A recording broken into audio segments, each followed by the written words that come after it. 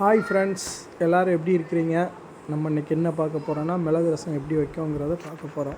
ஒரு 4 தக்காளி எடுத்து நல்லா அவிச்சு வச்சுக்கலாம். ஒரு சின்ன உரல் எடுத்து அதில் மிளகு, ஒரு 5 பூண்டு, அப்புறம் சின்ன சீரகம் கொஞ்சம் போட்டு நல்லா இடித்து வச்சுக்கோங்க ஃப்ரெண்ட்ஸ். அதுக்கப்புறம் ரசத்துக்கு தேவையான பொருட்களை பார்த்துக்கோங்க. எல்லாருக்கும் ரசம் கரெக்டான டேஸ்ட்டில் கிடைக்காது. நம்ம இந்த ரெசிபி செஞ்சு பாருங்கள். செஞ்சு பார்த்துட்டு எப்படி இருக்குதுன்னு சொல்லுங்கள். நாங்கள் ஒரு குட்டி மண்பானை எடுத்துருக்கோம். அதில் எண்ணெய் ஊற்றிக்கோங்க, கடுகு போட்டுக்கோங்க, கருவேப்பிலை, வத்தல் போட்டு நல்லா வதக்கிக்கோங்க. வதக்கினதுக்கப்புறம் நம்ம கரைச்சி வச்சுருந்த புளி தண்ணியை உள்ளே ஊற்றிக்கோங்க. ஊற்றினதுக்கப்புறம் அதில் தேவையான அளவு தண்ணீரை ஊற்றிக்கோங்க. ஊற்றினதுக்கப்புறம் மஞ்சள் பொடி, காயப்பொடி கொஞ்சம் போட்டுக்கோங்க.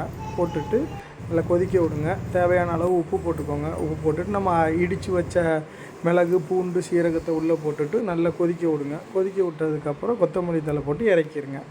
எப்படி இருக்குதுன்னு சாப்பிட்டு பார்த்துட்டு சொல்லுங்கள் ஃப்ரெண்ட்ஸ். தேங்க்யூ.